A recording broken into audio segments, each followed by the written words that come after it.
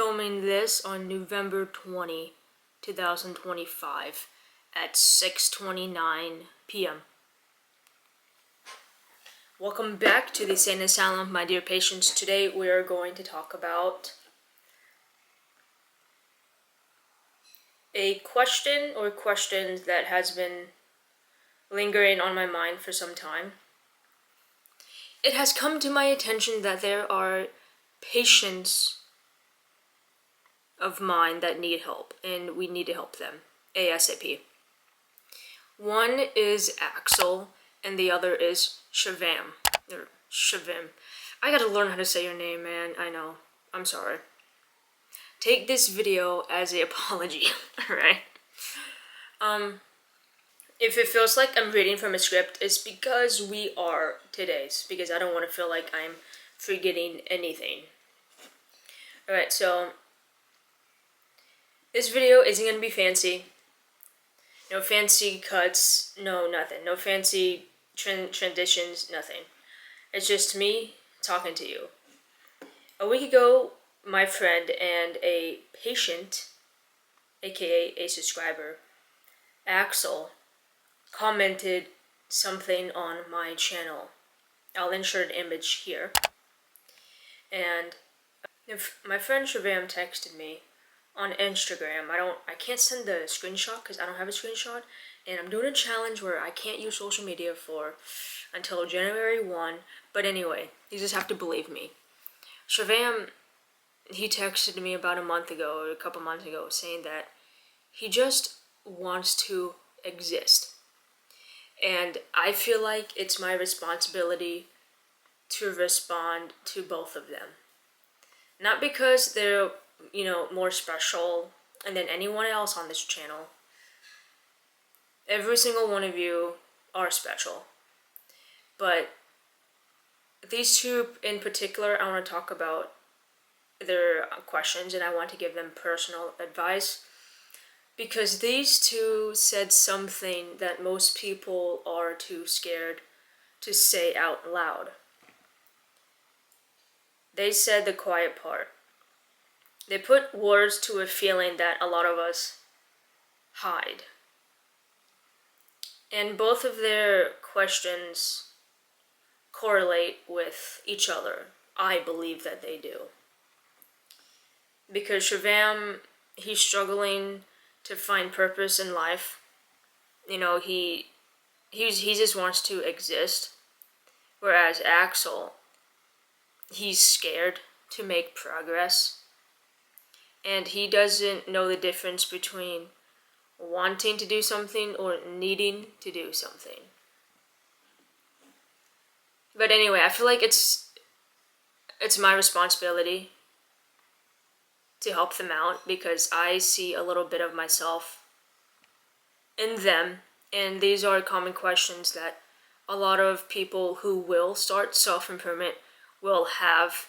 And there's not anyone to my knowledge that really talks about this type of stuff without being ecstatic. I'm not the one to make videos of, "Hi guys, welcome to my YouTube channel, blah blah blah blah." Like that's not how I do things. And you know how in movies, especially when someone gets out of a relationship and you hear the cliche line of, "I can't live without you, I can't breathe without you." As if life itself is harder than death. One of my favorite examples of this is from the movie Suicide Squad, the first movie. It's not everyone's favorite movie, but it's definitely in my top 20. There's a scene between the Joker and Dr. Harleen Quinzel, and this is before she becomes Harley Quinn. This is before she falls into the vat of chemicals. And I just want to say that my Joker impression is not perfect. I am obsessed with Harley Quinn. I even have a Harley Quinn poster right here that I'm gonna actually hang up on that closet right there. Yeah.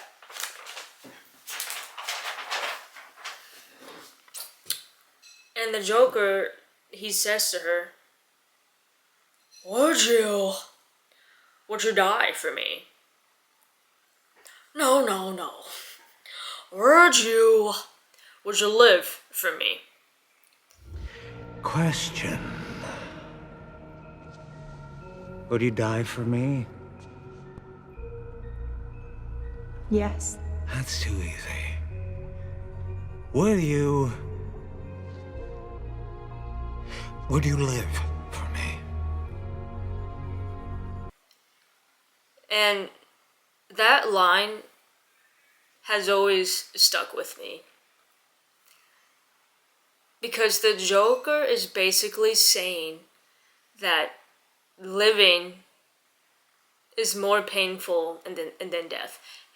The Joker is insinuating that living is more painful than death.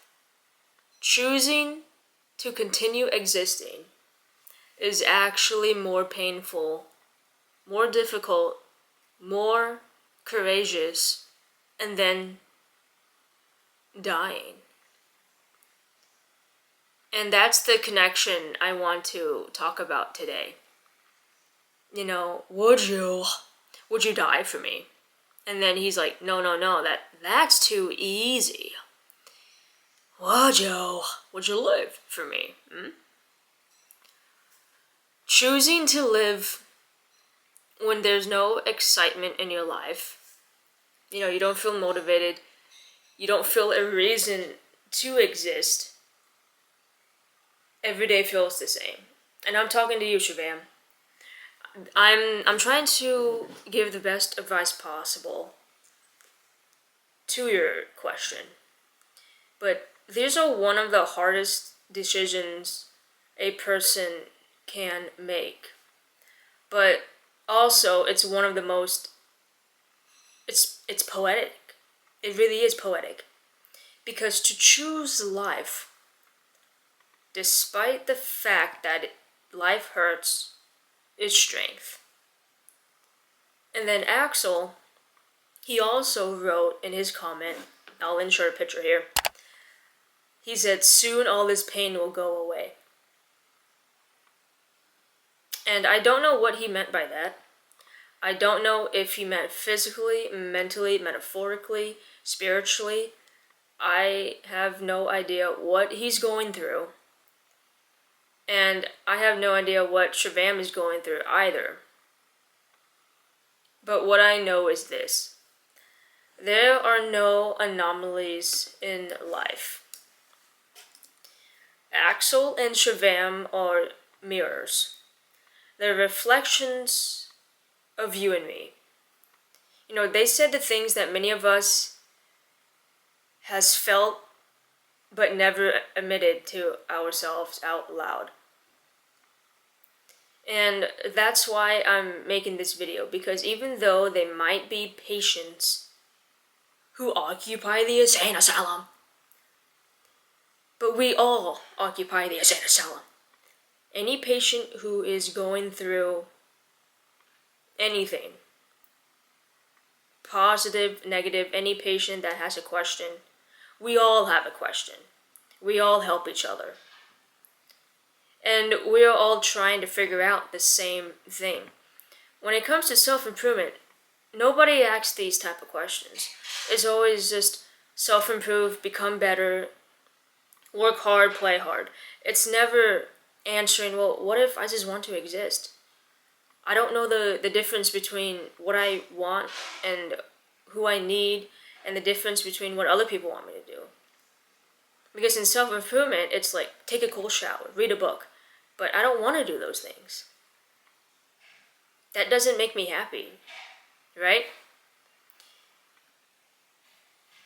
And so, how to keep living even when life doesn't feel worth living? You know, how do you live your life without having any, how do you keep living even when life doesn't feel worth living? This video is for anyone who comes across this channel for the very first time, or a patient of mine who has been too afraid to say, I'm tired. I don't feel joy in my life anymore. I don't know why I'm here. I want to consume self-improvement content, but I don't want to copy what other people are doing because that's not what I want. Maybe I just want to exist, or I have trouble finding my purpose in life. You are not alone. You're human. This is what makes us human. So Vam, I want to help you. I really do. And this is my answer to your question of I just want to exist. I don't really have a perfect answer. I'm not God. And I know that you and me, we talked a lot about the different religions in the Indian culture. You have educated me a lot by referring me to watch that YouTube video. Very, very educational, if I should say. And I know that we haven't talked in a while because you're in college doing your medical studies, and I respect that. But if you ever come across this video, man, this is my response. This may not be the answer that you're looking for, because sometimes when I have questions and I'll look up on YouTube, like, blah, blah, blah, blah, blah, right? And then I'll watch a video and it's like, damn, that didn't even help at all. That made it worse. You know what I mean? You go on YouTube, you type in a problem, and it's like, wow, that video didn't help me at all, right? But it helped somebody else. So this video, if it helped you, thank God. That's my main mission. But if this video doesn't help you, Shavam, but if anyone watching you, if you're not Axel or you're not Shavam and it helped you, I appreciate that anyway, right? I know that we haven't talked in a while, but if you ever come across this video, this is my response I just want to exist. And it may not be the answer that you're looking for, but there's a but. But this is my answer based on what I've learned on my self-improvement journey and what I am learning on my self-improvement journey. I'm just like you, man. I'm doing this with you. I don't have the cars, I don't have the girls, I don't even have a job, looking for a job. I keep getting rejected. I'm just like you guys. I live at home. I'm overweight. And I have problems like everyone else. I'm not attractive. I'm here doing self-improvement with you. And that's why you should... It's not like I'm forcing you to listen to me, but that's just one of the reasons why should you stick around. Why should you become a part of this community? It's because I am you. I'm literally the epitome of what a beginner looks like. I am you. I've been doing this self-improvement for about 4 years now, and I still don't have it figured out. But I'm in a better place than I was 4 years ago. And Shavam, I used to think exactly like you. Not sad, not happy, I would just exist. I used to wake up and think, I don't know why I'm here. I don't know why I'm going to school. I know that I have to go to school because it's the right thing to do.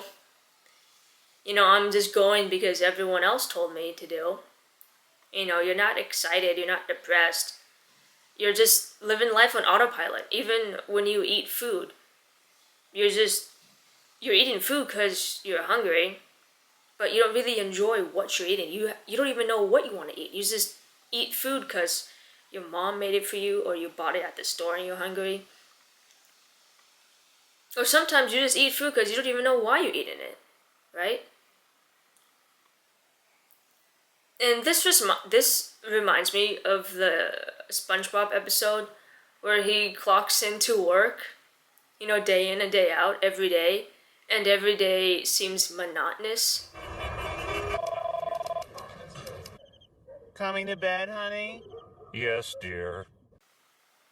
Every day seems colorless, seems automatic, no blinking, no spark, and it's just the next day after the next. It's monotonous. I learned that word monotonous by reading a book, monotonous. It means doing the same thing over again. Or more specifically, doing the same thing and being bored of it. There's a difference between doing the same thing and then being bored.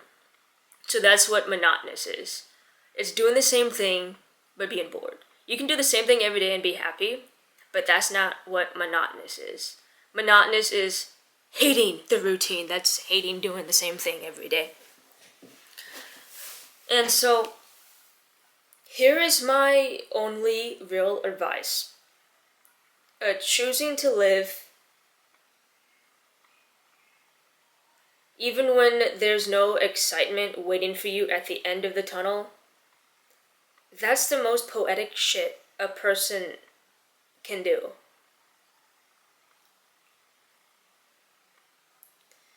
There are going to be mysteries in your life, anomalies that, I love that word. There's going to be anomalies that you just cannot explain. Moments where something happens that shouldn't have happened.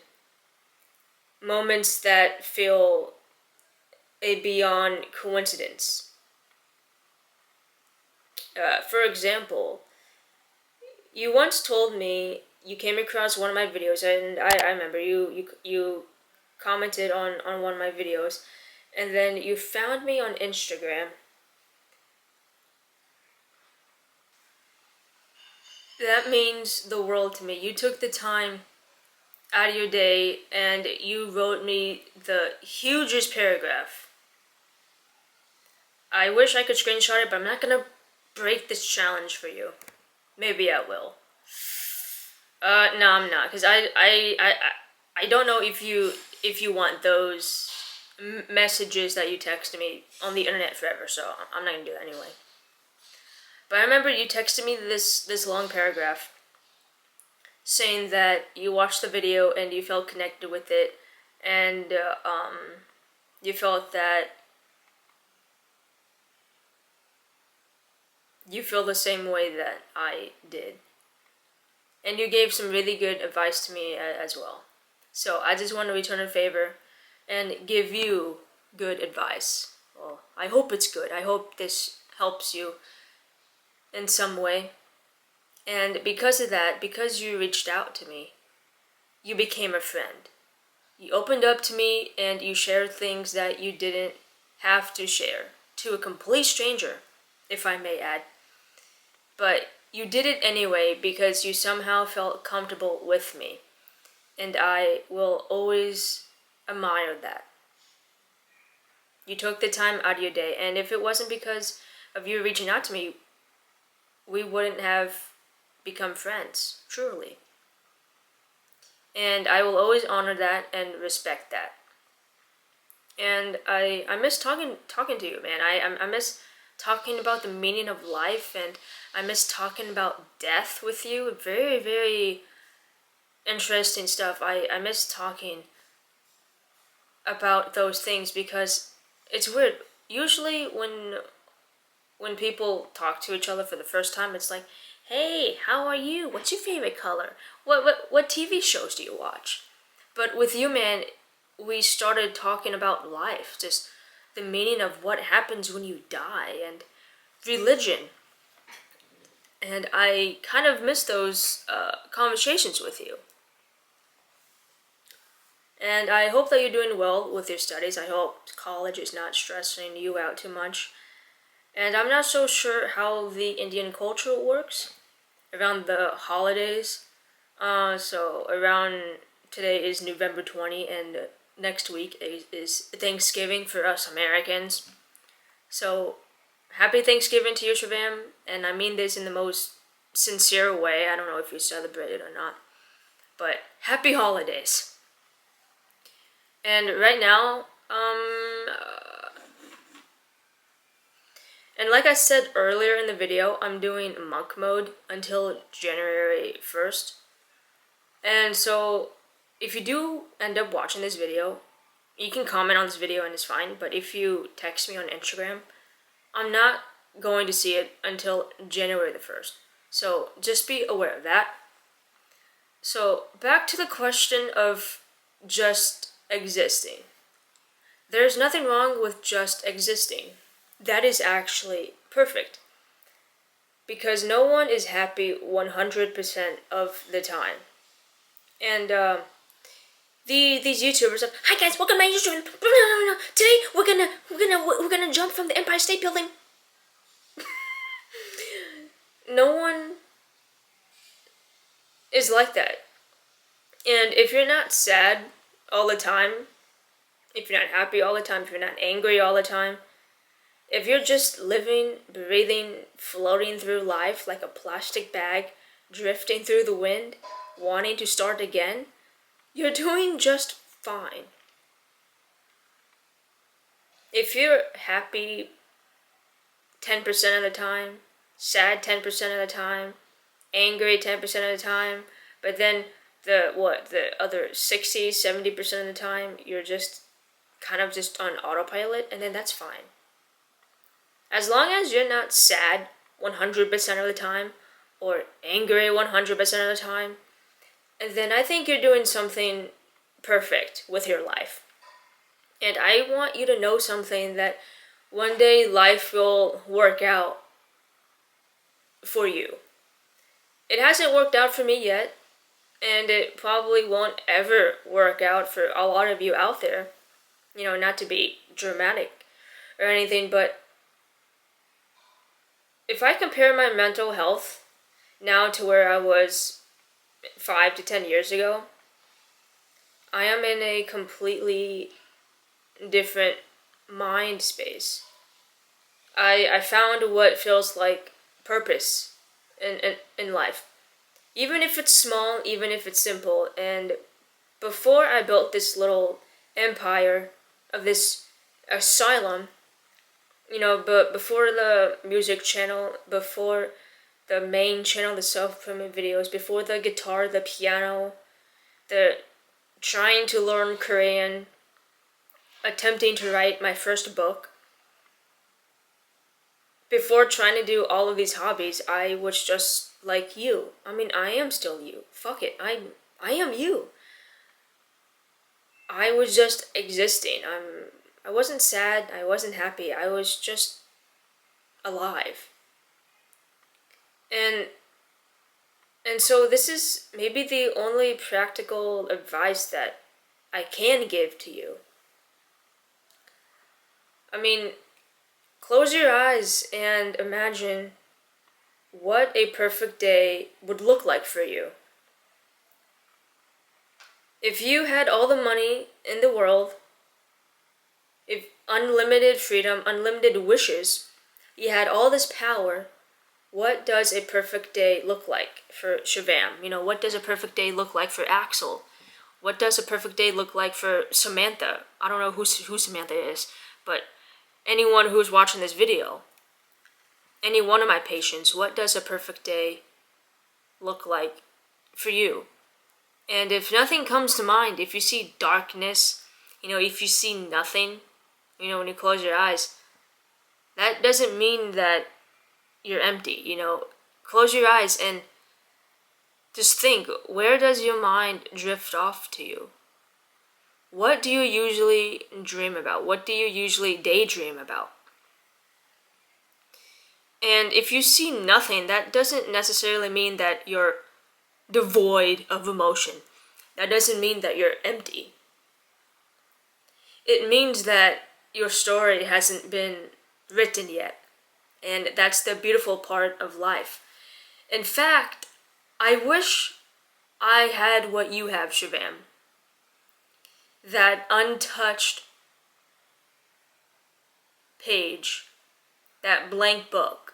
Because that means anything can happen. That means you're still hungry. or that means I should probably change that. That means that you still have to survive. You still have to live. You still have to search for what is out there, what is right for you. It's like a puzzle piece. You have to find your other half. And that means your life hasn't even begun yet. When I close my eyes, I see 1,000 subscribers. Well, that's my next goal. When I really do close my eyes, I see making a full-time income off of YouTube. 1 million subscribers. I see me having a successful music channel. Me becoming good at the guitar and piano. When I close my eyes, I see me living a healthy life with my conditions. I have empty sella and reactive hypoglycemia. It affects my life immensely. Yesterday, I was going to film today's video yesterday. But I had the biggest headache, so I didn't film. It hinders my ability to do daily basic tasks every single day of my life. And when I close my eyes, I imagine me not having those problems anymore. I imagine a life where I have a house of my own and my dogs can live free inside of my house. Right now, they have to live outside because my parents do not allow pets inside the house, but they do make accommodations for me because since I love dogs, they're like, you can have dogs, but they gotta sleep outside in the garage.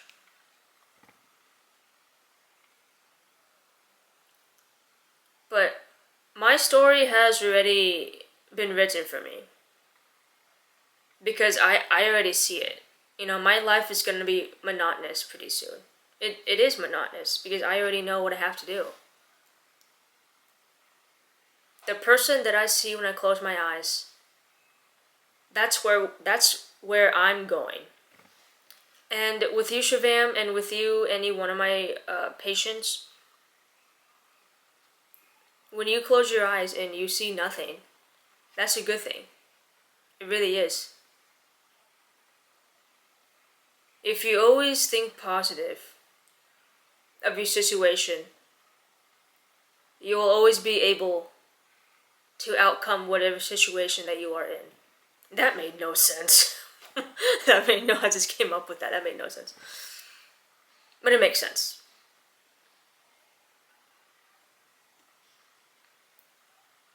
I really hope you understand what I'm saying. This is kind of...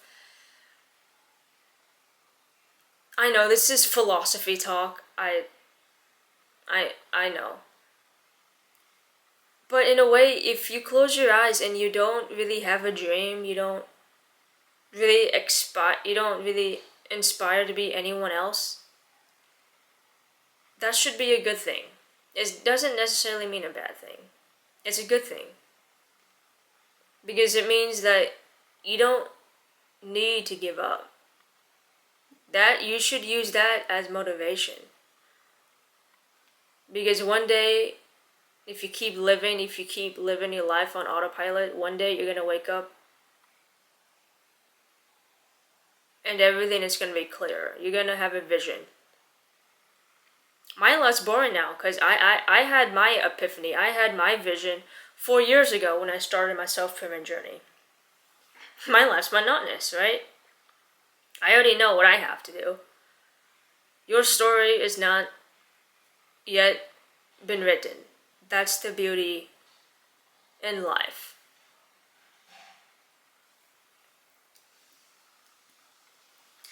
But you, anyone else watching, you have your whole life ahead of you.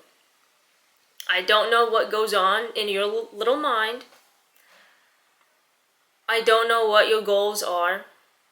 I don't know what makes you happy, angry, or sad. But close your eyes and think. What would a perfect day look like? When was the last time you genuinely laughed or smiled? What song is your favorite right now?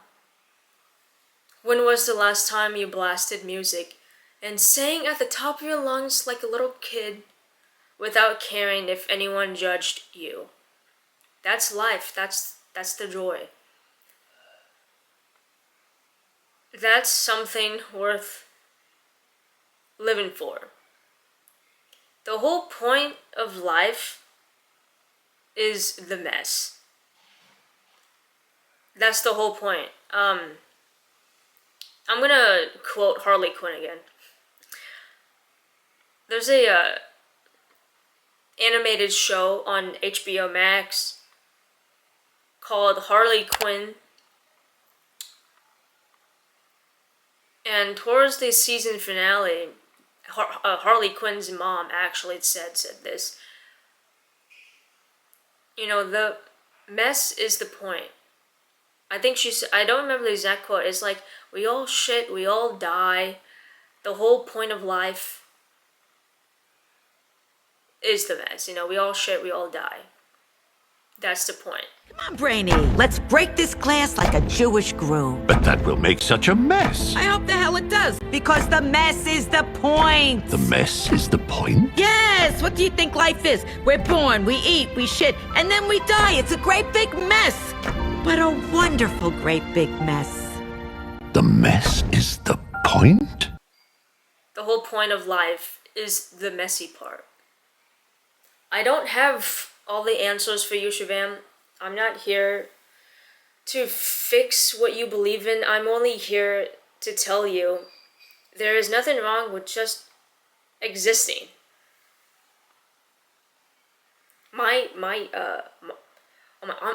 I'm stuttering so hard. I'm sorry. My neck hurts right now.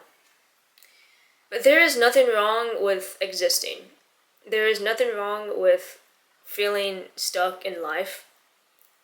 And the fact that you are still here, even without a reason, is already poetic.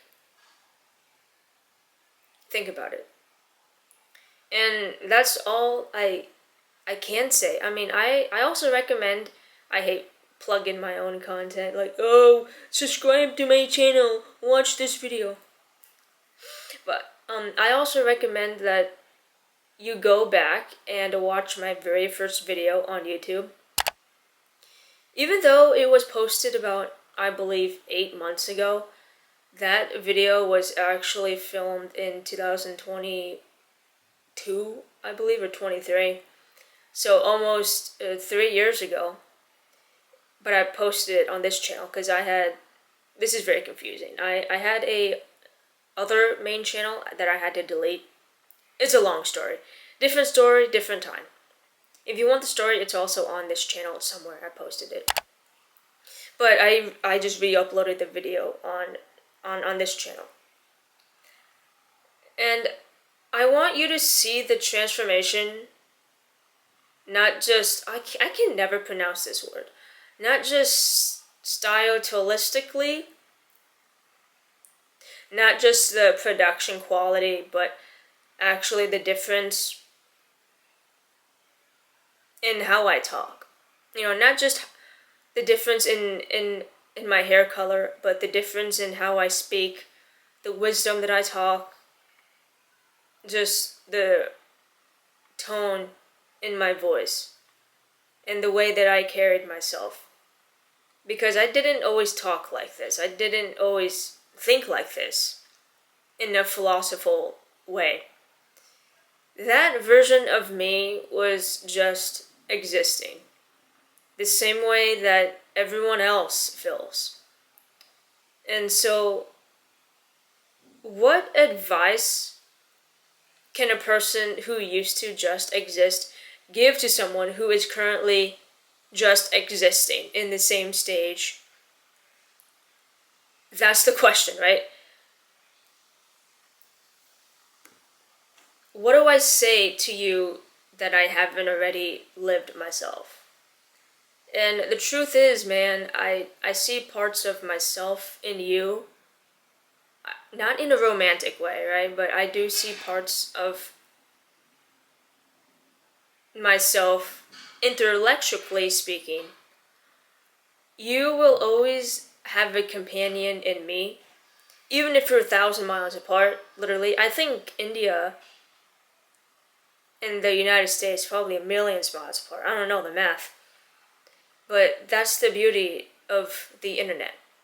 Two people who never would have met in real life, like would have never met in real life, but somehow met each other, through a random video on YouTube and a Instagram message sent at the right moment. I'm not so sure if you feel the same, because I have a very obsessive personality. But from my perspective, I feel connected with you. And if you feel, and if you inspired me in ways you probably don't realize, you've inspired me to become better. You have. And I'm not saying that, just to be nice. I'm saying it because it's the honest. You've made me look at life through a more spiritual lens. Your words really have mattered to me. They left a permanent impact on my life. And I hope my words do the same thing for you. Whether you're watching this today, when this is posted, next month, or years from now. My mission in life is to help people who are like me, struggling. To give meaning to others while I shape my own meaning along the way. And I genuinely hope you find your reason to get out of bed. Or that excitement to get out of bed. Instead of just, alright, time to get up, right? Because there's nothing wrong with just being like, alright, I gotta get up, alright, right? There's nothing wrong with that. But there's something so monotonous about that routine as well.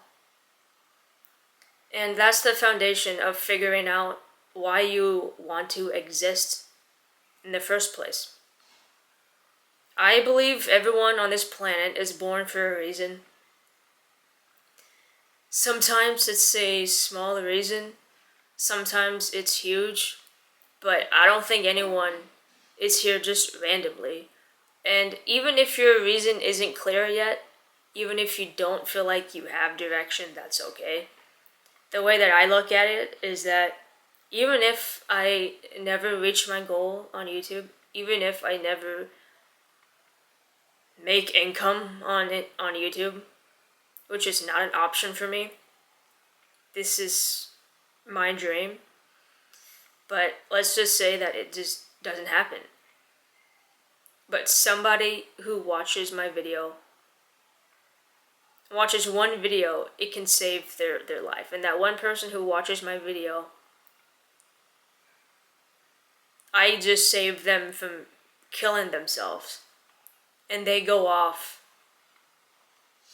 to start their own self-promote YouTube channel. And then they become more successful than I ever was. And then they too have saved thousands and millions of kids from killing themselves. Even if you save one person's life, you can save the whole world. That's what I believe. I believe we are all here for a reason. Even if you don't believe the words that I'm saying, I do believe that there's something out there watching over us. November 21 at 5:41 p.m., currently the next day. But I really do believe that everyone on this planet is born for a reason. Some big, some small. And one day when you look back on your life, you realize that those chapters, everything that you went through, shaped you the most. Our personalities are all part of everyone that we ever met. Think about it.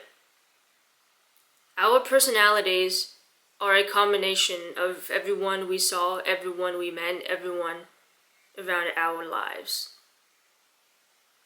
If you really think about it, your personality is shaped of the things that you watch on TV, your parents, and everything else in life combined into one. So keep existing, keep waking up, keep breathing, keep living even without the why, and keep living even if you don't know why you were born yet. Because finding your why has a funny way of showing up only after we survived the hardest obstacle or the chapter that came before it. And I'll be here making videos, growing, learning, hoping that something I say within this video reaches you at the right time. And that's all I can give you, honestly. You know what, Shivim? What if the only piece of advice that I could give you is just keep existing? Because as you continue to exist, life still has a chance to surprise you. Your story isn't over, your future hasn't even been written yet. That's why you see nothing. And you don't have to change anything about yourself today. You don't have to reinvent your personality. Or you don't even have to discover your purpose in life or have everything figured out. Why not? Just for now, just keep existing, breathe, relax, wake up the next day, be yourself, and stay alive long enough to see what happens next. People on the internet are always saying, become your best self, embrace your masculinity, work harder, fix yourself, watch this video if you're 25. But what if no one has ever told you that who you are right now, even in this stage of being uncertain, is enough? Why has no one told you that? What if the moment right now that you're in is enough? Maybe the most powerful thing someone could tell you isn't to self-improve, it isn't to improve. But what if the only advice that I could give you, Shabam, is to simply exist. Just to stay at the same place you are right now. Because there's a reason why when you close your eyes and you don't have a goal in mind. Maybe you just need to keep living and one day that will come to you. Keep living, keep existing, keep letting life unfold without rushing the plot at the end of the story. That's my advice to you, Shivam. Just exist, don't change a single thing. Your story right now is writing itself as we speak. It's not finished yet. Alright, so Axel, now's your turn. I've been thinking a lot about your question for days, and I needed that time because your question isn't just a casual answer. It sits on a more, philosophical, I can never say that word. I think I said it right, I don't know, philosophical plane. When you wrote that comment on my channel, I didn't just lack an answer for you. I lacked an answer for myself because every question that bestowed on this channel, I ask it in the perspective of myself. And with your question, Axel, I had to sit with it, I had to digest it, I had to live life, walk around with it, dream about it. And I finally have the answer. Well, because here's the truth about life questions. There isn't just one right answer. This isn't math, where 2 + 2 is 4. It's undeniable, it's unchanging. Even in math, there are multiple methods, multiple approaches different pathways that all lead to the same solution. Life is the exact same way. It's like when you drive home. There are at least 4 different ways to get home. But you take the same road every day because it's similar, it's comfortable, and it's probably the fastest. But we rarely stop to consider the other roads, the ones that might lead us through a different experience, a different view, maybe even a different version of ourselves. That's a bit of a metaphor, but there really is 10 different ways to get to the same location. There's 10 different ways to drive to a grocery store. There really is. That's how life questions work. There might be 6 or 7 or more infinity valid answers. But what makes this answer valuable is that my answer is born from my experiences, my environment, and my perspectives from life. I don't know how old you are, Axel. I don't know your background. I'm 24 years old. I only know the question that you asked and the brief, simple conversations that we had in the community that you posted. And based on my life, here is something I came to understand. Most people are not afraid of progress itself. They are afraid of people. I don't know if you are scared of people, but most of the time. People aren't scared to grow. They're just scared of being seen growing. They are scared of what others might think. They fear judgment, whispers, criticism, embarrassment, being labeled, and being watched. It's not the climb up the tree that terrifies them or terrifies you. It's the audience. If you struggle with self-improvement because of how others might perceive you, and then hear me out clearly. Progress requires the courage to be always disappointing someone. I'm going to say this again. Progress requires the courage to disappoint someone. Maybe that person is your friend, your parents, maybe society, maybe it's the old version of yourself. But progress always demands a sacrifice. So if you're afraid of moving forward because you're afraid of being judged, here's the truth that changed my perspective, because I used to think like that. People are going to talk regardless whether you succeed or fail. So you might as well succeed anyway. People will create a story about whether you will always stay the same or evolve. So you might as well become better in the process anyway, because at the end of the day, they don't live your life. They don't fight your own battles. They don't come home and sleep in the same bed as you.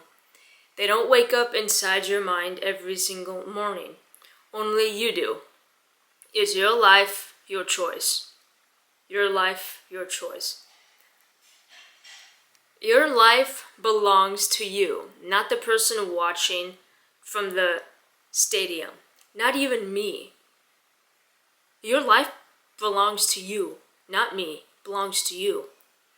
So Axel, this is just one answer out of many, but this is my answer to your comment of progress scares you. Or you said progress, well you said I'm scared to make progress.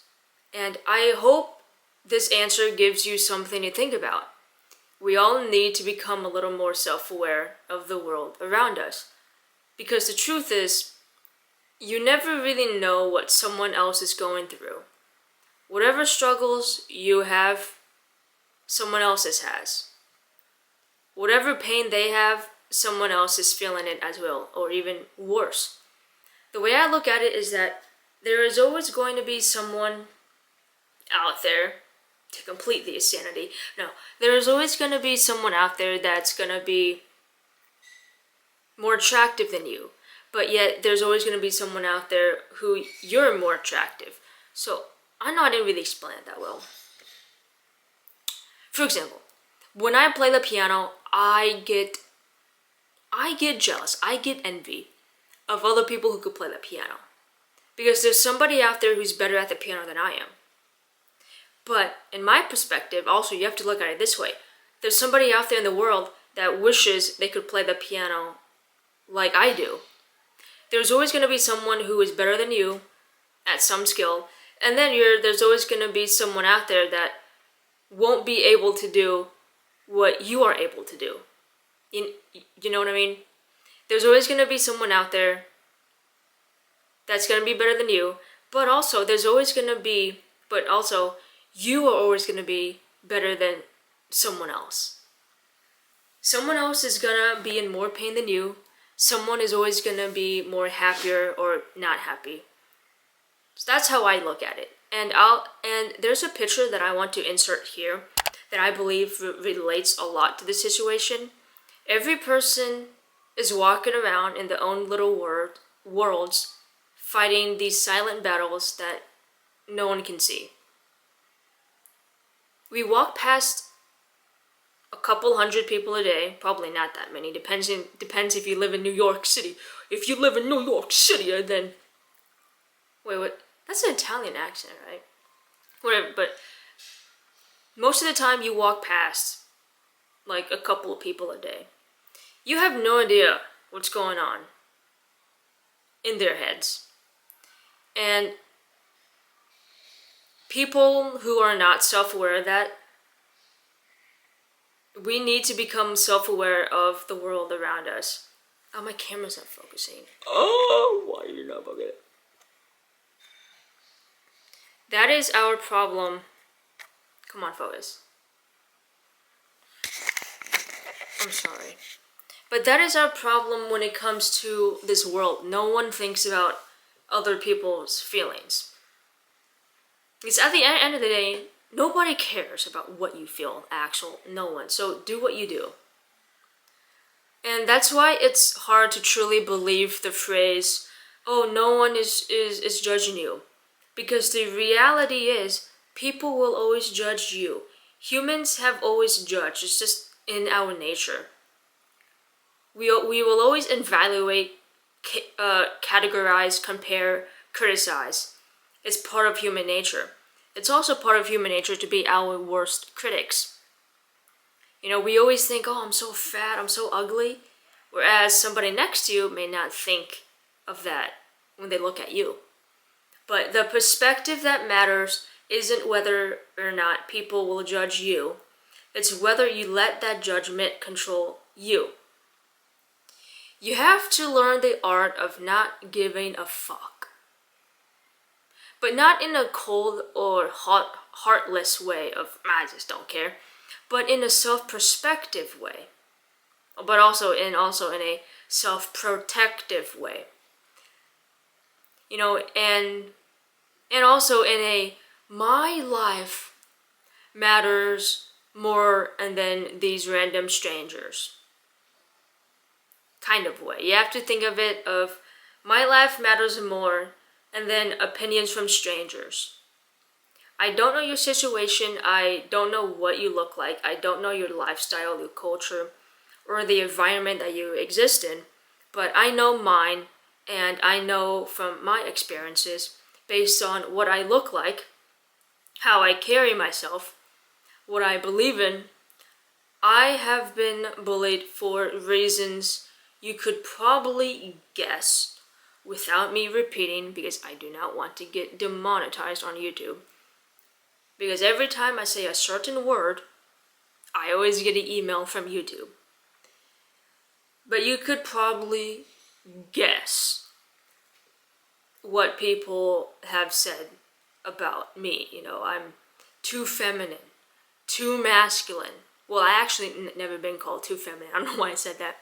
But as a woman, I have always been ridiculed for being too masculine, too different, too loud. I even been called too Asian. Are you a boy or are you a girl? I heard it all. And eventually, your body, well, your mind just stops reacting to those comments. At first, the words from people, it did hurt me. It did. But then, at around the age of 20, that's when I realized, it took me, 20 years. Around the age of 20, that's when all those hurtful comments didn't really bother me anymore. It just became background noise. Because after a while, you hear the same insult, and then you go, okay, what now? I heard it before, so what? You got anything else for me? And then, sticks and stones can break my bones, right? And so you heard it all. Those are just words. People who make fun of other people they don't usually come home and work out. They don't usually have goals in life. If you ever notice that people who usually make fun of you they don't look that pleasing to look at. They don't have it going on. They're not rich. They don't have the knowledge. Usually the people who make fun of other people make fun of people because they feel bad about their own lives. They don't have any goals. People who don't make fun of people, they have goals in life. They have some place to be. They are very self-aware. So the point is, judgment will never disappear. You don't overcome fear by hoping the world becomes kind to you. Because the world is never going to be kind. The world is always going to be a place of power. You overcome this fear by becoming stronger and probably by not giving a single fuck about what people think, because it's your life, your choice. But here's the truth that most people will always overlook. When you're 70, 80, I hope you're not that young, but hopefully when you're 90 or 100 plus, laying in bed at the end of your life, the only regret that will haunt you is knowing that you have become something and choosing not to. This is real failure. Because you don't want to be 100 years old, lying in your bed at the end of your life, and you have all these regrets, and the only regret that you have is knowing that you could have been someone, but you just chose not to. This is real failure. Failure isn't failing. Failure is knowing you had the energy, knowing you had the confidence, knowing you had knowing that you had the knowledge to succeed, but you just chose not to. Even if you do fail, at least you can come home at the end of the day and said, I gave it my all, and I tried. So that just means the next day later, I have to do something else. I have to go with a different approach, or I need to find a different hobby to pursue in. Because when you are at the end of your life and you say, well, I failed a lot, but then you go, but I tried a lot. But what will bother you the most is failing. But the one reason at the end of your life, when you think of failure, the one thing that will haunt you is knowing that you failed, knowing the reason why you failed, and that one reason is choosing not to do something. And compare that to failing 1,000 times, but knowing that you gave it your all. It's the equivalent to bringing a gun to a fist fight. It's not honorable to kill a man when his back is turned, especially with a gun. You know what I mean?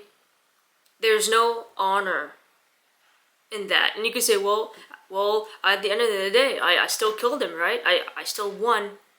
But you didn't win with honor. That's the same thing when it comes to becoming better. The biggest regret that you will ever face in your life, I hope you don't, is having the feeling of knowing that you fail, and that is the being the reason because you failed is because you didn't try. You will not feel a regret if you failed all your life, but at least you can say, I gave it my all. And then you can go home with honor.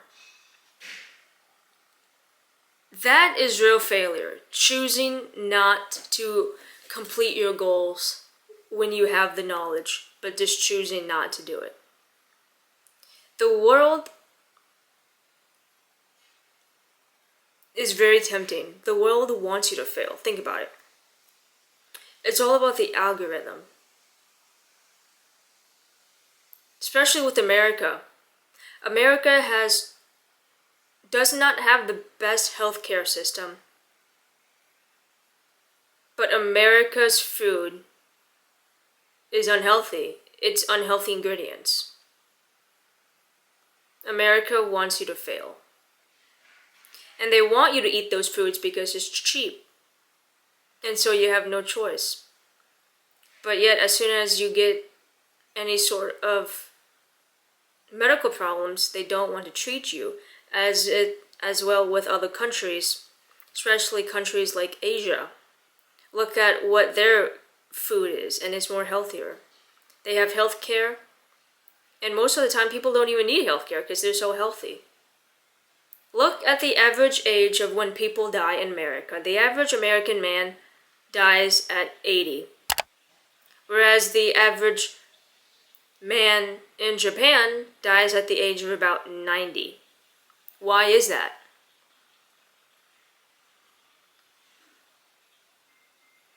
But that is real failure.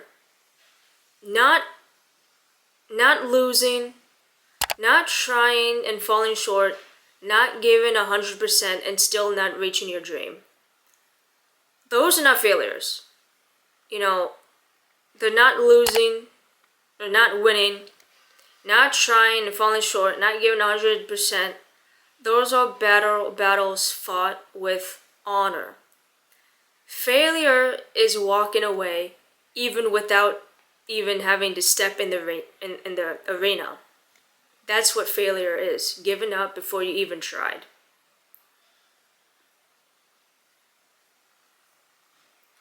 Because if you try and fail, you leave with dignity, you leave with wisdom, you leave with the scars, you leave with stories to tell people, and you have experiences. But if you never try, you leave with only one thing: regret. Life is one big open world game if you really think about it. It's like Assassin's Creed. The story isn't, for the people who play Assassin's Creed isn't impossible to beat because it's a hard game. No. It's impossible because there are thousands, I sounded like Arnold Schwarzenegger right there, thousands of side missions. And even when you 100% complete the game, well, even if you complete the story missions of the game, there's this whole other world of doing other side missions. And then sometimes with these Assassin's Creed games, after you complete the story mode, this whole other section of the game has unlocked. And you have to complete that side of the game, right? But even when you do complete 100% of Assassin's Creed, there's this weird feeling that you get. You feel proud, but also a little bit sad because the journey is over. It's like finishing GTA 5. You bought every car you did every mission, you got every single achievement, you passed everything, like all the missions, you completed all the objectives of the missions. You completed all the weird side missions, and suddenly you're sitting in your room wondering, well, now what do I do? Life, there you go. I just showered. November 22, the next day at 5:38 p.m. Hopefully this is the last day it'll take me to film this. Okay. Where was I? Assassin's Creed, the story is impossible because it's hard, blah blah blah, right? The game is not impossible because of how difficult it is in terms of, fighting the enemies. It's not difficult in terms of that. It's difficult because there's so many things to do in Assassin's Creed. You have to upgrade the weapons, and there's bounty hunters, and then there's side missions, and then there's side missions of the side missions, because there's some side missions you'll do, and then it becomes a whole other main mission. But then once you complete the game, then you go like, okay, now what?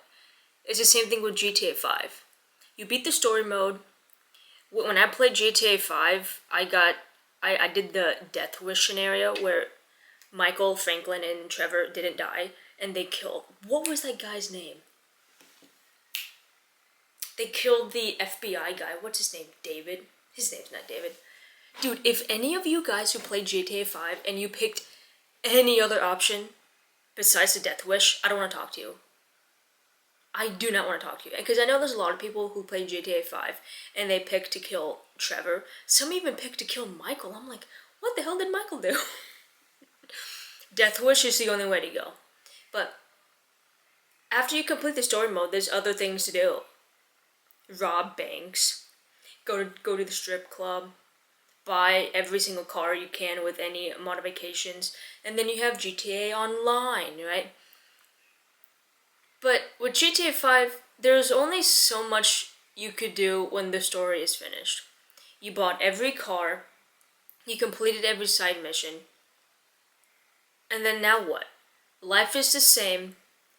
Life is the exact same way. There will always be more quests, more paths, and more choices and more directions. And just like a video game, the goal is not to rush to the credits. The goal is to play, to explore, to level up, and to take risks, to improve the character, to write your own story, to die knowing that you finally lived. And that only happens when you stop letting other people's opinions dictate your progress. People will always talk, so you might as well give them something worth talking about. I'll put this into perspective, Axel. It's like being 12 years old again on a Christmas morning, and you finally get the game you've been begging for. GTA 5, motherfucker. You plug it into the Xbox 360, and then you realize you have to wait 8 hours for it to install. It literally took me, I don't think it took me 8 hours. I think I remember it taking a couple hours when I first got it on Christmas, but anyway.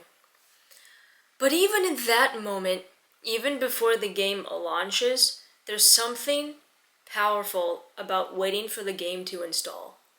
It's called anticipation. And then the game finally installs, the game loads up, and you start doing missions. You start grinding for money, you buy cars, you cause chaos in the city of Los Santos, and most importantly, you keep going, and that's life. I would do anything to play GTA 5 for the very first time. The opening credits of Michael, Trevor, and that other guy I don't know the name of who died robbing the bank. Was it a bank that they robbed? Right? I think so. Then they drive in the car and then they crash and then it's the opening credits and it goes on to Franklin and Lamar stealing a car. I would do anything to play GTA 5 again. I would do anything. Well, to experience it for the first time. Life is one big anticipation. This long journey of doing missions. Why is it so dark? That's what she said.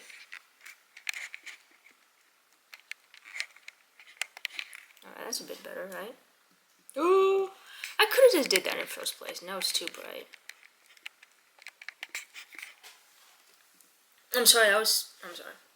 I'm not recording that again. This is authentic. I'm not gonna redo that. Life is one big anticipation. This long journey of missions, progress, leveling up, learning, and exploring.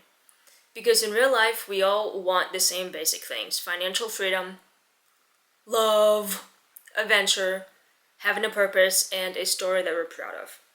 And video games reflect that perfectly, especially with the story mode video games. You don't keep playing the game. Well, most people don't keep playing the game because they have to finish the story. Like, oh my god, I have to finish it. You play because you get addicted to the story. Because along the line, you become the main character yourself. Because the story teaches you a lesson. There's a difference between simply completing something and actually learning from it.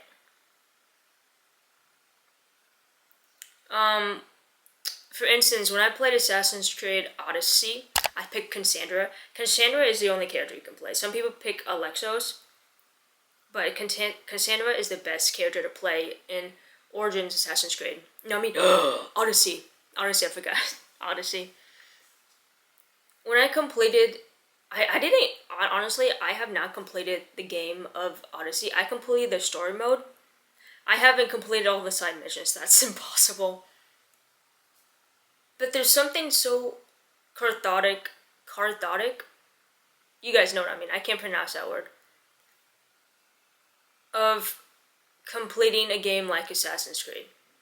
Or a game, oh my god, what's that one game? I have to look it up. Oh, what's that one game?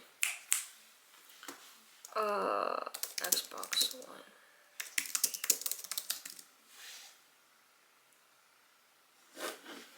It's like games like, oh my god, what's that game with the options? They give you options. Is it Detroit? I'm looking it up. Is it...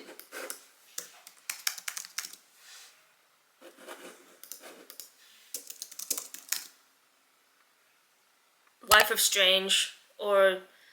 Oh, this game broke my heart. Detroit. Becoming Human. Yeah, that game ruined me. That game ruined me. But there's a difference between completing a story and actually learning from it. You know, when you finish a game or a book or even a movie, it gives you this strange dual feeling of first you feel proud, and then peaceful, and then empty. You sit there thinking, damn, it took me 5 years to complete, Assassin's Creed, and now there's nothing left to do. Wow, I just finished playing Detroit. And now what? When you complete a game like Detroit, it changes your whole perspective on how you view the world. When you finish GTA 5, it's like, yeah, it's cool, right? But something like playing Detroit or even Life of Strange, one of those games that's more interactive. I don't know what you call those games where there's options, like a triangle button, circle button. There's so many options. I forgot what kind of games are they called. I gotta look that up. What game is like... What is it called? I gotta look this up. They give you the questions. What's it called? Or the games that give you questions.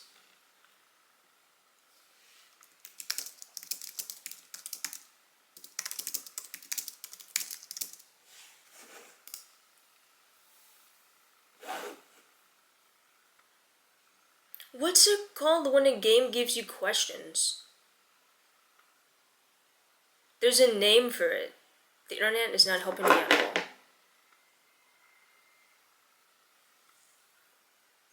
Best narrative? That's not what it's called, right? In the comments below, if you guys know what I'm talking about, please comment below what those kind of games called, because I love playing those type of games where they give the player so many options and then there's so many different endings where you have to ask questions. I'll insert pictures here so that you know exactly what the hell I'm talking about, because I'm not explaining it well. But if you guys play any video games, please let me know what they're called, because I love playing those video games so that I can look them up. I don't even know what they're called. But in that moment, you're fulfilled, but also you feel lost because the progress stopped. The missions are over. You reach the credits, and then now what? And when there's no purpose in life, just like in a video game, you start to feel hollow. So what do you do now?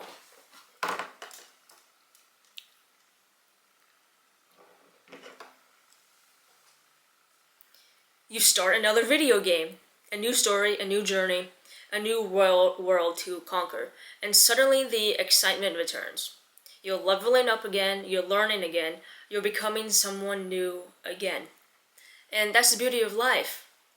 If you don't know what to do, or if you just finished a story in your life, or you completed something, go on to the next one, and it's going to be fine.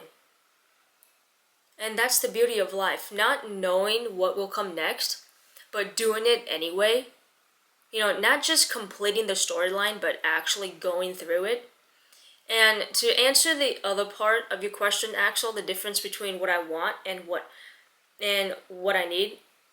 And also, I read your question in terms of the difference between what you want, or what I want, and what other people want from me, or what other people want from you.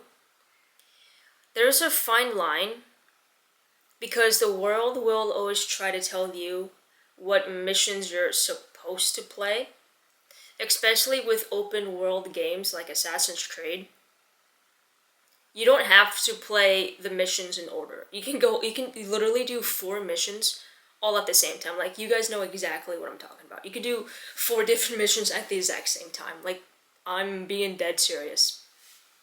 And so, there's no rules when it comes to video games. Well, most video games. Don't read too much into it. But hypothetically, there's not a lot of rules when it comes to video games. I'm talking most about just open world games. You know, people will push their expectations, their dreams, their fears, and their pressures onto you. But at the end of the day, Axel, you have to choose. Do I have to keep playing this game that other people want me to do? Or do I start playing the video game that I want to do? When I was in middle school and high school, there was this game called Destiny that all of my friends played. And I tried playing Destiny, and it wasn't my favorite thing. I'm not really into that type of game. I really tried. But it isn't my cup of tea. And all of my friends made fun of me. They all wanted me to play Destiny. They thought I wasn't cool because I didn't like it. Or same thing with when Overwatch came out. Overwatch came out when I was around like college, right? And same thing, Overwatch was a huge thing. I tried to play, it wasn't my thing. Same thing with Fortnite. I tried playing Fortnite, it just wasn't my thing, and people made fun of me for it. I really like the independent open world games, and also the games where that the games give you options on what to do. I love those type of games. But play the game that you want to play. Because I've learned that the hard way. You won't ever have fun that way. I had to force myself to play Destiny, and a couple weeks into it, I'm like, why am I doing this, man? I'm wasting my time. I want to go play Assassin's Creed, or Watch Dogs. I love Watch Dogs. Oh my god. The first one is the best one. Oh my god. I love Watch Dogs. That game is so awesome. But oh, what's another? Sleeping Dogs. Love that game. Tony Hawk American Wasteland. I love that game. I haven't played no Tony Hawk in so long, man. I gotta play that game. But this is the real question. Not whether you win, not whether you lose, but whether the life you are living is actually yours, Axel. And I'm talking about every one of you, of my patients. I'm not just talking about Axel. But you need to figure out whether the life you are living is actually yours. This is for anyone who comes across this video. And to answer that last question of the difference between what I need and what I want, you're right, Axel. There's a difference between what you want and what you need. And most people never learned how to tell the two apart. Want, the word want, is external. It's shaped by pressure, expectations, comparison, and what the world tells you you're supposed to be doing, or what the world wants you to have. It's like every year a new iPhone comes out. The new iPhone 16 came out. I have an iPhone 12 and iPhone 12 mini. iPhone 12 mini. It still works perfectly, but the world wants you to have the next new phone. And if you don't get that new phone, you get made fun of at work. It's true. The world always wants you to consume, consume, and consume. And so you start thinking to yourself, should I be further in life? Should I be working harder? I should be doing more. I should be successful already. Right? So you start thinking, am I where I'm supposed to be today? Should I be further in life? I should be working harder. I should be doing more. I should be successful already. But the problem with living in should is that it never brings you any peace in life. You're chasing a framework someone else has already built for you. Even when you do it correctly, it still doesn't make you happy. But needing on the other hand is internal. Needing is what you need, but you keep ignoring it. Needing is something that you have to have. You will die. Wanting is more bribery. Wanting is more of a show off. Wanting is more, let me show this to my friend. Needing, it's something that you actually need. Let me put this into perspective. For example, let's just say that you, how do I do this? Let's just, for example, let's do food. Food is very universal. Let's say that you're hungry. What your body needs is water, healthy proteins, chicken breast, healthy vegetables, vitamin A, vitamin B, and an orange, vitamin C, and then maybe some rice for some carbohydrates and some fiber. And vegetables have fiber too. That's what your body needs. What you want is a pizza or a hamburger or something sugary. Most of the times, what you want isn't always the best thing. It isn't always the healthiest thing. What you need is, majority of the time, are the healthy things. So the next time you get hungry and you crave something unhealthy, is that what your body truly needs? No, that's what you want. That's not what your body wants. That's what you want. There's two sides of every person. You have the good side and bad side. It's like having the angel and the devil on the other side. The angel is the needing part.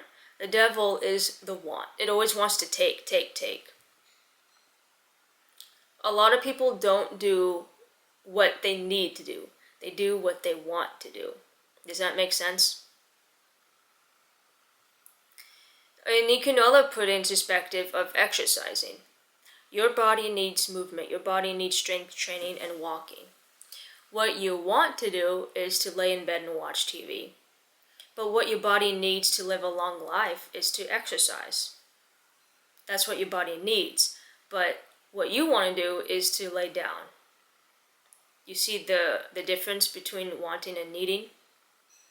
Needing something, it's rooted in your body.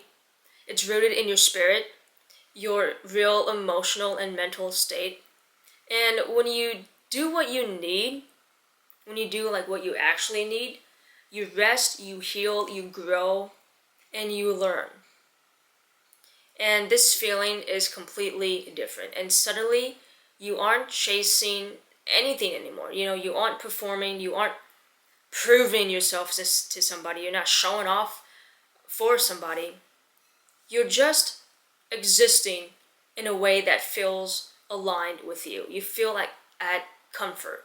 You feel at ease. The confusion comes from this. You've been taught your entire life that happiness is earned through achievement, but true peace is earned through alignment.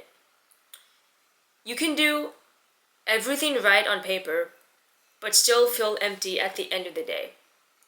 You can do something small, gentle, and quiet just for yourself and feel whole.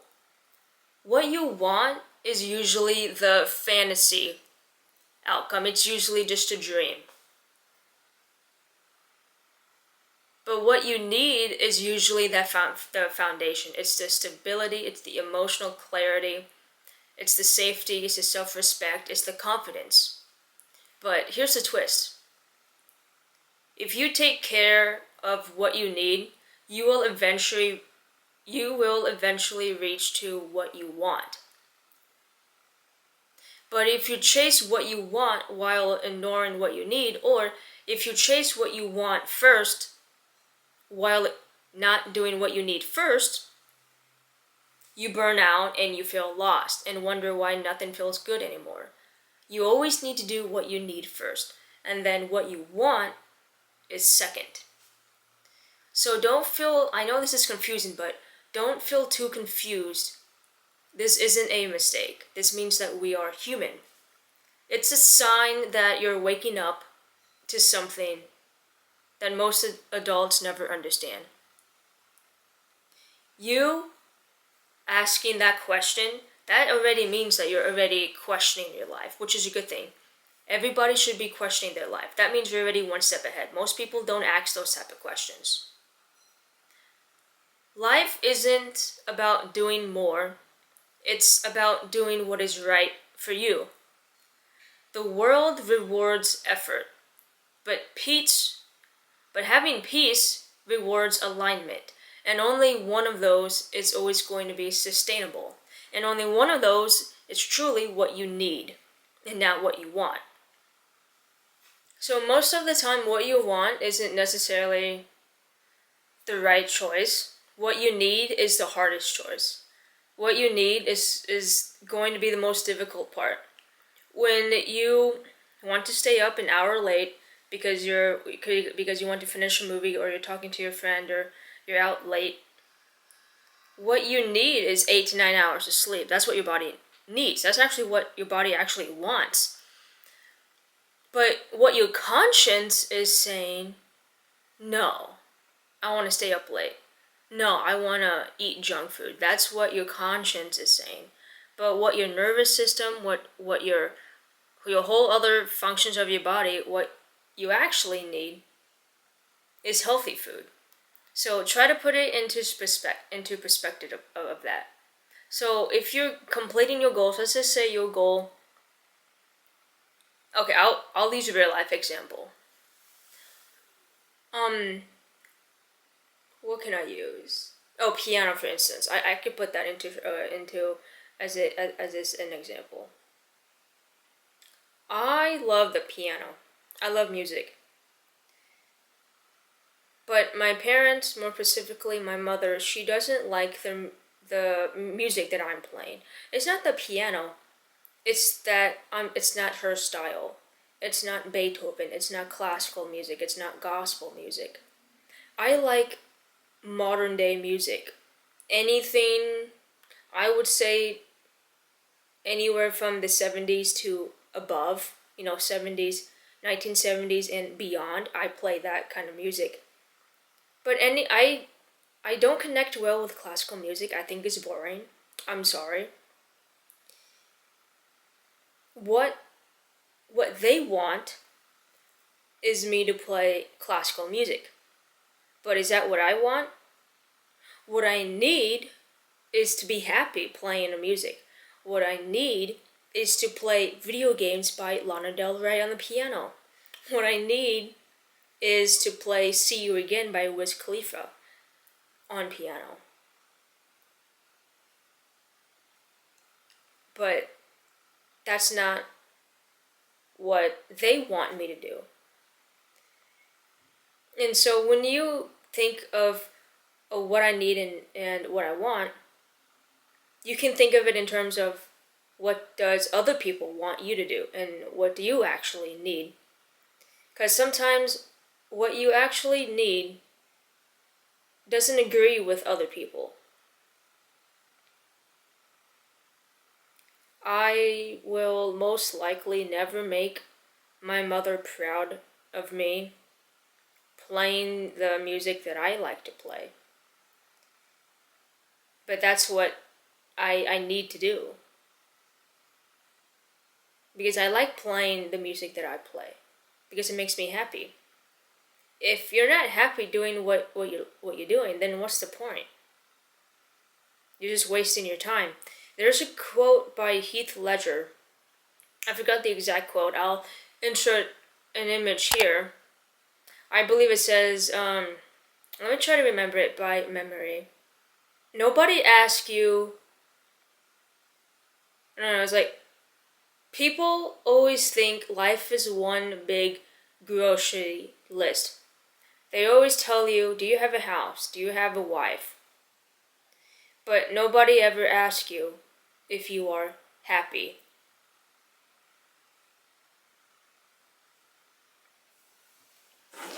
I'll look that up right now. I don't want to be wrong. Life is just like that.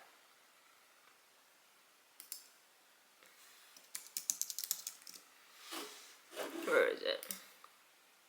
Yeah. Everyone you meet always asks you if you have a career or you're married or own a house, as if life was some kind of grocery list. But no one ever asks you if you are happy. Yeah. Nobody does. That's the sad part about life. We are even born like that when we go to school. We have no idea why we have to read Lord of the Flies. We just do it because the teacher told us to. I virtually have no memory of what the Lord of the Flies is about, but every 8th grader had to read that book. Well, when I went to school, we had to. Do I know why we had to read it? No, I don't even remember the essay we wrote about it. That's the problem about this world. We never question the why. People, even when you get ready to go to college, what college are you going to? What college are you going to? Where are you going to college? It's never, why are you going to college? There's a difference. People never ask you, oh, what are you going to do in college? Why are you going to college? It's always, oh, where are you going? As if going to the most expensive or cheapest college is a popularity contest. For example, I went to Pacific Lutheran University. It's a private college, so what that means is that the teacher to student ratio is anywhere from 5 to 20, Whereas if you go to any other college, especially a state college, the teacher to student ratio is anywhere from 20 to 100, or even more if you go to some other classes, to some other colleges. And the campus is a little smaller. There's a whole lot of more professors at Pacific Lutheran University. That's why they call it a private college. And there's more perks to going to a private college. But anyway, when I got accepted to PLU, aka Pacific Lutheran University, it was all that my parents bragged about. Because everyone around us were, yeah, I went to Wazoo, what's another college in Washington State College, I don't know, Evergreen Community College or something. And then there was me. Every single one of my mom's friends was jealous. But did I really needed to go to college? I don't know. I have a useless college degree that I don't even use. I don't remember a single thing from college. All that I knew is that where I was going. I never knew why I was going. I think I was better off going to a community college and then going to a 4-year college, wasting my father's money and wasting my time as well. But that's what people wanted me to do. It felt like the right thing to do. Because no one in my family went to college, so it was a huge thing that I was the first one who went to college. It was what other people wanted me to do, but it wasn't what I needed to do. I am being completely honest with you. I wasted my time. I wasted 4 years of my life. I made no friends. Not that going to college you have to make friends. The whole meaning behind college is to get an education, and I have learned more from watching movies, more from reading books, more from watching random YouTube tutorials, and than I did from my own parents and from college. It's true. I left with no new knowledge at all. I probably left with some good knowledge, but in terms of furthering my career, it didn't really do much for me. That's just an example of wanting and needing, and another example of your why. I always talk about the why, the why, the why. Nobody ever questions the why. It's never, why am I going to college? Why am I doing this? It's always, where are you going? No, like, really, think about it. Very rarely do people come up to you and say, okay, son, you just graduated high school, where are you going? It's never why or how, it's where. Or when you first get accepted to a college, like, hey, mom, dad, I got accepted to a college. They go, good job, son, where are you going? It's never, okay, son, do you want to go to college? Okay, so you do, okay. Why are you going to college? Right? When I went to college, I didn't have a game plan because I didn't have a why. I didn't start self-improvement till the last year of college. I didn't have my life figured out. I was just existing.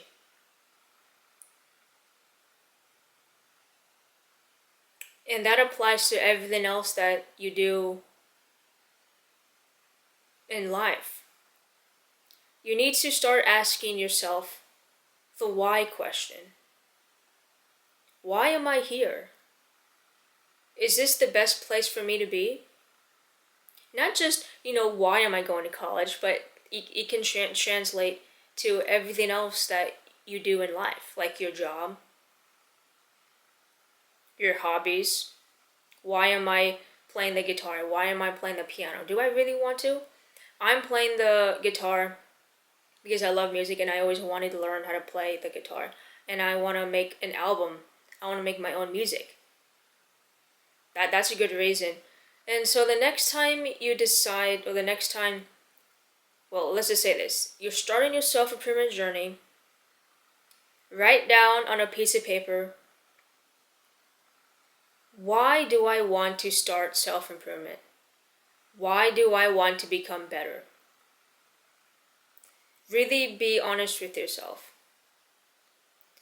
And you can't put down, I want to start self-improvement to get more girls. I want to start self-improvement because someone told me on YouTube. Your why is going to be unique to you. Like, for example, I made a YouTube video, I think like 3 months ago, titled Why I Wanted to Start Self-Improvement. And in that video, it took me about an hour and a half, and I wrote 14 pages in this white notebook. I'm not going to repeat it here, but if you're curious, the video is here. Full self-improvement guide. I'll just read one sentence, just as an example. I want to start self-improvement because I have spent my life living in regret, fear of my insecurities.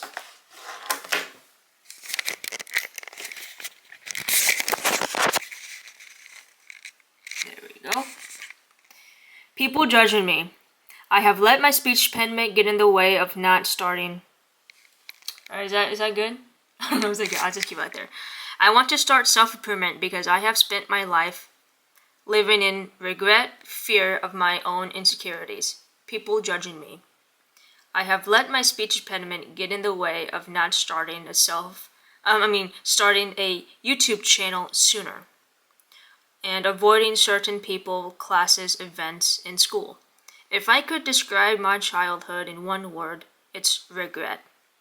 The time that I'm writing this, I am 24 years old. I started self-improvement after college. Well, technically I started about a year before I graduated, my senior year of college, but I started self-improvement after college around 22 of age. This time I'm starting from the beginning. I'm following my own teachings of what I teach on YouTube and putting it to practice. I would go to school, listen to my teachers, turn in all my assignments on time. I was a straight B+ student. I never went above and beyond. I never did anything extraordinary. I was friends with people who weren't intellectually there. Friends who never cared about me. Friends who were racist and homophobic. I was always friends with people who I knew I was better than them. I was always the mature one, the smart one, the rich one, the hot one in my friend group, because it made me feel good to know I was the most popular one in my friend group. The normal kids never wanted to hang out with me because I was always the immature one, the ugly one, and the fat one, the dumb one, and the homosexual one. So making friends with people who I knew were less than me made me feel better because it gave me people to talk to. I was bullied by also those friends and other students. I never had a memorable moment in school. Never happy, never sad. I lived ages 1 through 20 on autopilot. I went to college, and to be honest, I felt like I left with no knowledge.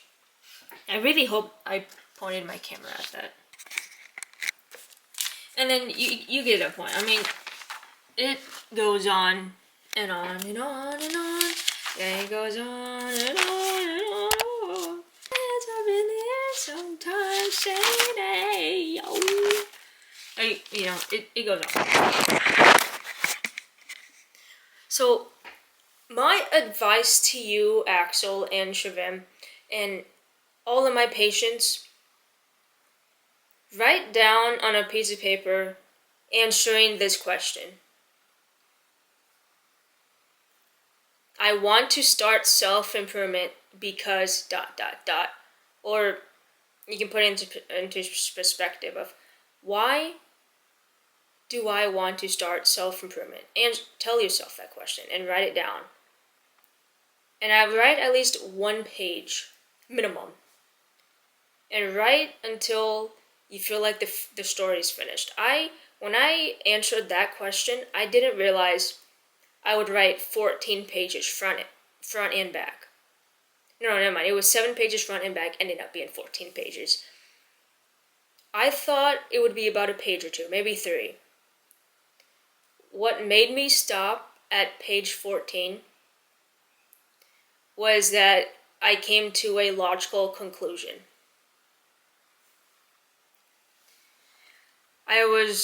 I kept writing and writing, and then towards the end I just came to a logical conclusion. So this could be whatever that you may feel like doing. Be comfortable with it. And like I said earlier in this video, that there's 7 different answers to one destination, right? There's at least 4 different ways to come home, right? But this is just my answer. This is just the way that I come home. So the many answers that I answered for you in this video may not be the answer that you are looking for. It may not be the road that you most like, but it's my road. It's my answer. So do with that with what you will. I really hope that the advice that I've gave to both of you, Axel and Savim, that it does help you in the future. But like I said, there's gonna be a couple more different answers to your questions, because it's like math, there's at least 3 different ways to get to one answer. And it's same thing with starting self-improvement. It's not about how you start, it's about where you end up. It doesn't matter how you begin, why you begin your self-improvement journey. It's about where you end up. And where you end up, that's your happy place. Take advice from me, because I am you. I mean, look at me. I'm not attractive. I am you. And I want to say this. Before we leave, I want to recognize that there's a common enemy among us, and it's called the machine. The machine is anyone who tells you that you can't do something. The machine is the algorithm. The machine is your phone. The machine is Netflix. The machine is anyone in your life that tells you can't do something. We need to reject the machine. The enemy is not you. The enemy is the machine. We are constantly being bombarded with the algorithm. It never stops. The machine is a dangerous, dangerous aspect that is now a part of our lives. Think about it.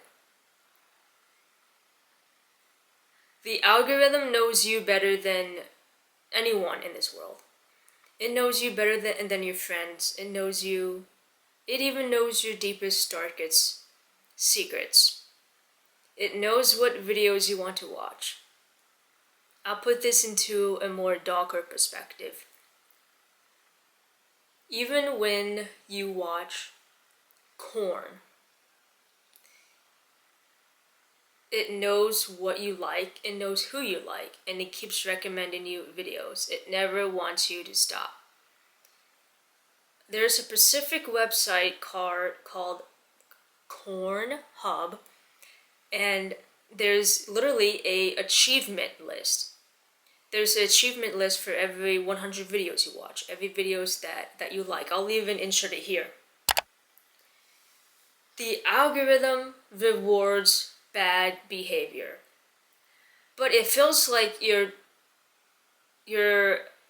doing good because you get trophies. You're doing good because you get trophies. For every 50 videos you watch, you get achievement. Every 100 videos, you get an achievement. Every time you subscribe to someone, you get an achievement. It feels like you're making progress in your life, but you're not. It's true, the algorithm rewards bad behavior. You ever wonder why you keep scrolling and scrolling on Instagram, but it never seems to end? There is no end. The algorithm never dies. It's true. The algorithm will never die. People die. Those memories will always last forever, but the one thing that won't is the algorithm. The algorithm will always keep going. It's sad. There's a song by MGK called A Little More, and in that video, I'll insert a couple screenshots here. I don't want to get demonetized. But there's a verse that says, we rather gossip about a famous person breaking the rules. I'm confused. We rather gossip about a famous person breaking the rules. I'm confused. And in that video, there's a girl who literally slit her wrist, and she's on the floor dying, but no one around her is helping her. Everyone around her is in a circle with their phones, taking pictures of this moment. They'd rather live, they'd rather have their phones glued to their iPhones and then understand what's actually happening. The only person that is aware of the situation is the girl singing the chorus, Victoria Monte, if you say her last name, right? And MGK.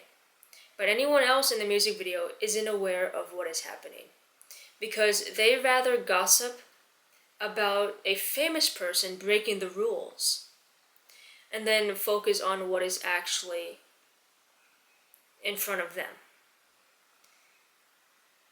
That's what the algorithm does. Why is it every time that we are tired, we crave technology, we crave TV time? We never crave knowledge. We always crave the algorithm. Think about it. The algorithm rewards. The more videos you watch, the more videos it recommends you. It will always know you, even when you don't think so. The algorithm knows you better than anyone else. It really is your best friend. The next time you consume any kind of media, be cautious about the type of media that you are consuming. Not all machines are bad. Not all media is bad. Media helps you. I love watching movies. I love it. But there comes to a point where am I watching this movie because I like it or am I watching this movie because I'm bored? There's been times where I'm bored and I'll go on Netflix and watch the most popular movie that just came out a day ago on Netflix. And am I really interested in the movie? No.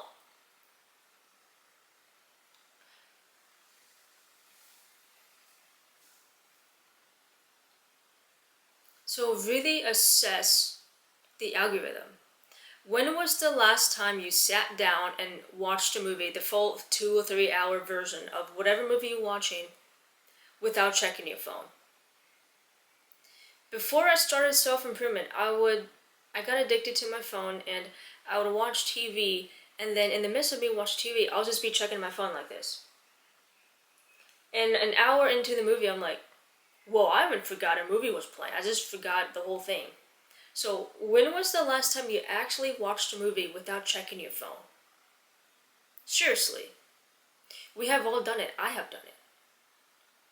When's the last time you actually sat down and enjoyed whatever piece of media was in front of you without having another piece of media in front of you, you know? When was the last time that you just sat down and enjoyed whatever that was in front of you? Now that it's nearly impossible, we are surrounded by technology at all times of the day. Yes, you can say it helps us. It does. It helps us navigate. It helps us communicate. We no longer have to wait 3 months for a letter to get back to us. We no longer have to die at the age of 40. There's technology, there's medication, yeah? In the United States of America, we have horrible, horrible healthcare. But in terms of people living longer, people are living longer, and we could thank that to technology. People are happier. But there are also more younger people committing suicide because of the things that we see on TV. But all in all, technology can be a bad thing, but it can also be a good thing. So you really need to ask yourself the why question. Ask yourself and really be cautious. Well, not self-conscientious about the media that you are consuming. Because if you let the media get too close to your heart, it'll infect you like it infected me. The more you consume, the more addicted you get to it. Like for example, I'll take this into perspective. Last year I did not watch Corn for about 6 months. Honest to God. Honest. I used to watch it maybe like once a week or once every other week, or even twice a week for about an hour or 30 minutes. I wasn't that addicted to it, but it was still, a problem. And so I went a period of not going 6 months, like honest to God, 6 months without it. And I didn't think, the first month was the hardest, no pun intended, because it was all that I thought about. But then after the first month, I didn't think much of it. I just forgot about it. And then I forgot what transpired, but I broke that habit. The first time that I watched it, it was all that I thought about, even after the fact.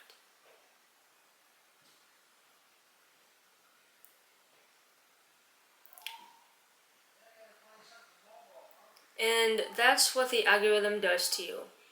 You haven't thought about watching that in about 6 months, and then all of a sudden, for some other reason, you decide to watch it, and then now it's all that you think about. It's like when you consume sugar. You haven't ate bad food in 6 months, and then once you do, it's all that you crave. All you want is chocolate. And it's just that much harder to quit. And then once you quit, the first couple weeks, first couple months is the hardest because it's all that you think about. But then after you get through that period of it being long enough of you not doing it, and then you don't even think about it. You don't even second guess it. You don't even think about it. But then you get back into it, doing bad habits, then it's all that you think about. And really think about what I'm saying. Think a lot. I'm really saying that word a lot. But really think about this perspective. When you haven't ate a piece of chocolate in a month, you don't really crave chocolate. But then once you do eat that piece of chocolate, it's all that you think about for the whole week. And that's how the machine works on you. It's hard to quit, and it's easy to consume. Be a creator, not a consumer. Always be a creator, not a consumer. And so, Axel and Shavam, I believe this whole monotony of finding your why, of what I need, what I want, being rejecting the machine goes really well with your guys' questions of just existing, what I need, what I want, and being afraid to make progress. I'm not saying the machine is the sole reason why you're having these problems, but it's probably about 25% of the reason why, because it was about 25 to 30% of why I kept failing in life.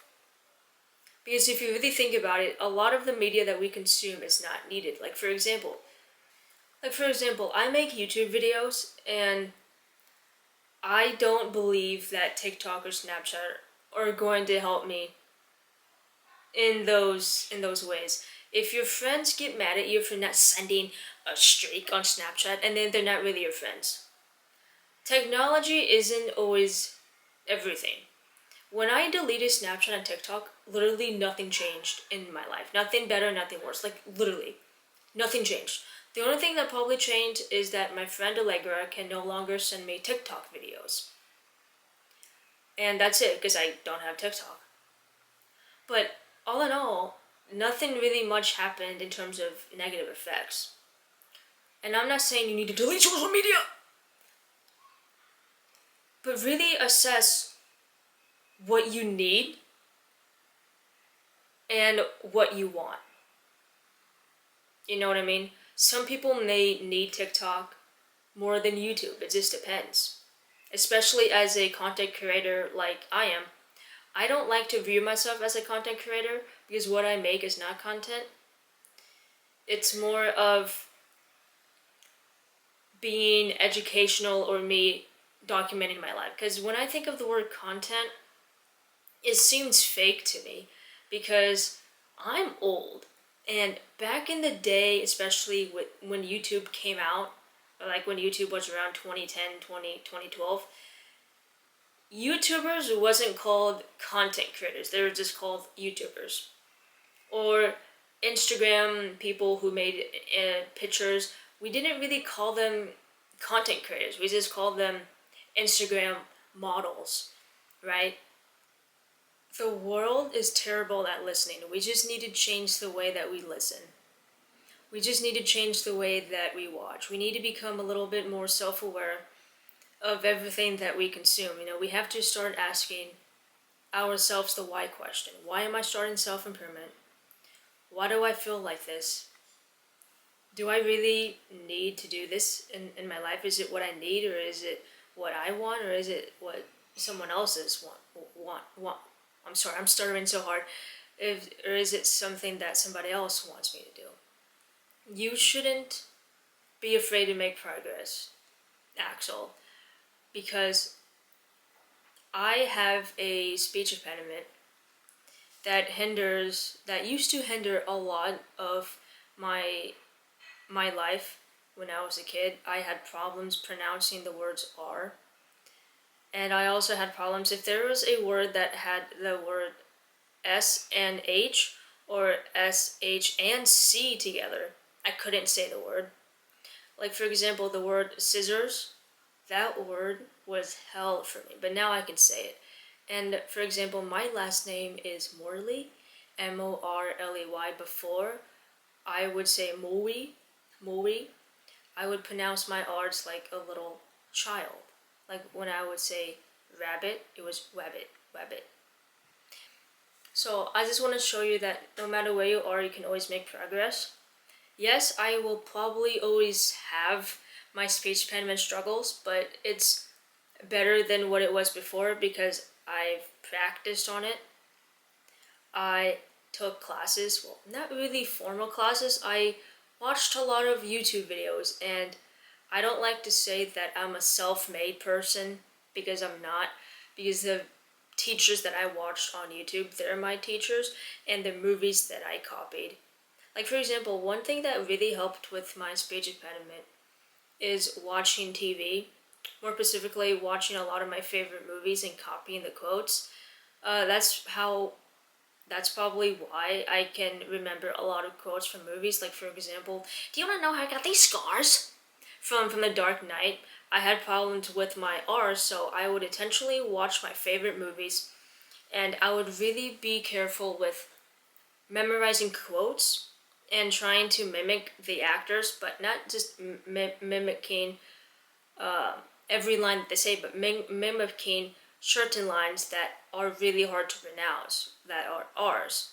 So I looked out for words that my actors would say in the movies, and I would say, okay, I don't know how to pronounce that word, so I'll learn how to pronounce it. Like, for example, jurisdiction.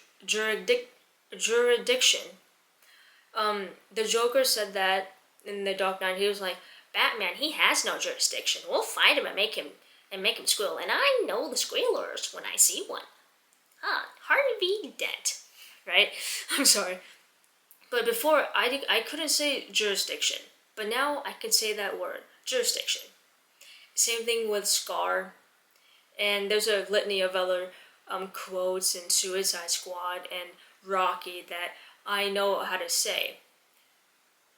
And I just want to tell you, Shavam and Axel, and any one of my patients watching this, or any new, if you're new, welcome to my insane asylum, that you can always improve, and you should never be afraid to be who you are. And you should take beauty in imperfections. I hate the sound of my voice, but I keep doing it anyway because I know that one day it's going to get better. Because comparing myself to how I talked a couple of years ago to now, it's a lot better. You can watch the very first video here. That video was actually posted in, I filmed it like 2023, but I didn't upload it. I think I already said this in this video actually. It all blends into one. I've been filming a lot of videos this week. All in all, is what I'm trying to say is, do not be afraid of failing. Do not be afraid of your imperfections, because there's always going to be someone out there who's going to love your imperfections. If there's not somebody who loves you right now, I will love you.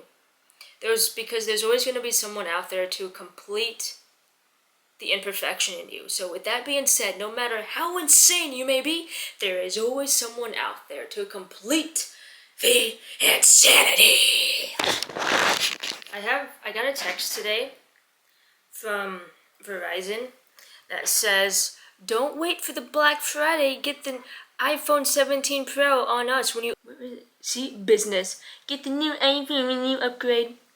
Since when did the iPhone 17 come out? I thought it was the iPhone 16, right? Or isn't not even came out yet. I could have sworn the new iPhone came out 2016, right? Hold on.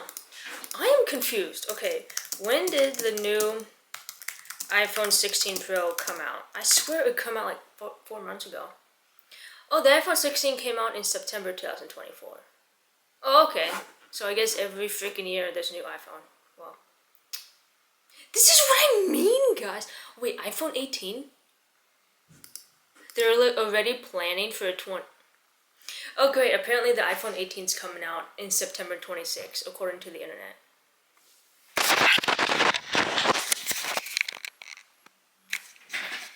Guys, this is what I mean. Oh, wow, that's ugly. That is an ugly sight to watch. Do you really need a new phone every single year? If you technically need a new phone every year, then you shouldn't be owning a phone.